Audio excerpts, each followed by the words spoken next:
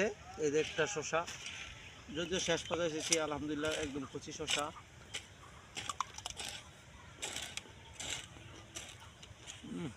আসসালামু আলাইকুম, চলে আসলাম সোনারগাঁ থানা ৯ নং ওয়ার্ডের সাদিপুর ইউনিয়নের অবস্থিত একটি ফসলের ফলন দেখতে আসলাম। আলহামদুলিল্লাহ এবার আমাদের ফলন ভালো হয়েছে। এই যে এখানে আপনারা দেখতে পাচ্ছেন, এটা দুন্দুল, যেটাকে আমরা মুলাম বলা হয়।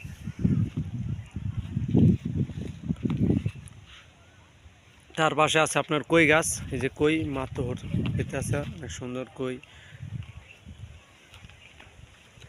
তার পাশে আপনার আছে যে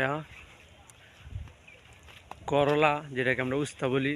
উস্তা তো ছোটোটাকে বলে, এটা হচ্ছে করলা, যেটা খেতে অনেক সুস্বাদু, তিতা কম। ঠিক আছে, হ্যাঁ, দেখাশোনা করেন এবং খেতি করে থাকেন ওই ভাইয়ের সাথে আপনাদেরকে পরিচয় দিচ্ছি। ভাই আসসালামু আলাইকুম। ভাইয়ের নামটা? আমার জামাল হোসেন। হ্যাঁ, আপনি যে ফসল ফলাচ্ছেন, আজকে কত বছর যাবত এই কাজে আছেন আপনি? দীর্ঘদিন ধরে এখন তো প্রতি বছরই আমি এই ক্ষেতের ভিতরে আমি বেগুন করি। প্রথমে যেন আশ্বিন কার্তিক মাস শেষ দিয়ে আমরা বেগুন লাগিয়ে দিই, বেগুন চারা নিয়ে দিই। পরে বেগুন ফলটা আমার এই মনে করেন যে গত মাসে আমাদের শেষ হয়েছে আর কি। তো টোটালে আমাদের বেগুন ফলটা যখন আমরা রোপণ করি, তখন এই বেগুন ফলের যখন একটু মাঝ বয়সে হয় বা 1 মাস 1.5 মাস হয়, তখন এই ভিতরে আমরা এই মুলাম চারা, তারপরে আপনার মনে করেন যে ঝিঙ্গা এবং এই যে আমরা দিয়ে দিই আর কি, শসা গাছ দিয়ে দিই, শসা চারা দিয়ে দিই। তো আমাদের যখন বেগুন ফলটা আসে আমরা বিক্রি করে ফেলি, তখন এটা সিজন শেষ হয়ে যায়, তখন আমরা এই যে মাছা দিয়ে দিই। মাছা দিলে এই মাছার উপরে আমাদের নেক্সট পরবর্তীতে যেই মানে ফসলটা আসে, রবি শস্যটা আসে, ওইটা আমরা পাই।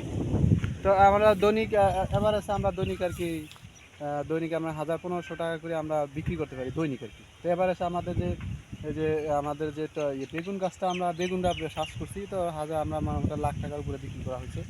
এখানে মনে করেন যে আপনাদের 17, 18, 20 শতাংশের মতো জমি আর কি।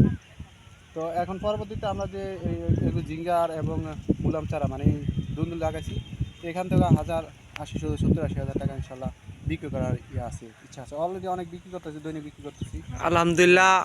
আপনি কি এই খেতির পাশাপাশি কি অন্য কোনো কাজ করে থাকেন, না শুধু খেতি নিয়ে? খেতি করি, এর পাশাপাশি চাকরিও করি। তো এটা বেশি সময় যারা চাকরিজীবী তারা এইসব করতে পারে আর কি, আপনারা করতে পারেন। তো এই পাশাপাশি একটু উঁচা করতে হবে। এরা আপনার মনে করেন যে একটু নালের যে সিস্টেম আছে, এই সিস্টেম অনুযায়ী আমরা দেখেন দেখা এইভাবে আর কি করবেন আর কি, মাছা তৈরি করবেন। আচ্ছা, যারা মনে করেন যে অনেকে তো ফসল ক্ষেত নেই, যারা বাড়িতে ছাদে করতে চায়, তাদের জন্য যদি কিছু বলতেন।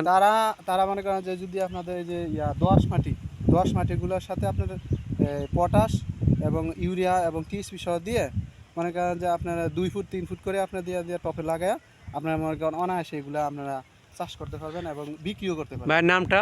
জামাল। আলহামদুলিল্লাহ ভাই, এখন আমি জামাল ভাইয়ের সাথে কথা বললাম, তিনি আপনাদেরকে বলে দিল কীভাবে আপনারা বাড়িতে ছাদে কীভাবে চাষ করবেন। যাদের ক্ষেত নাই, ফসলাদের ফলানোর কোনো সুবিধা নেই, তারা অবশ্যই ছাদে এইভাবে চাষ করতে পারেন। আলহামদুলিল্লাহ এর থেকে ভালো ফসল পাবেন এবং ফরমালিন মুক্ত খাবার পাবেন। তো সবাইকে আজকে এই পর্যন্ত, সবাইকে এই বলে বিদায় নিচ্ছি। আসসালামু আলাইকুম।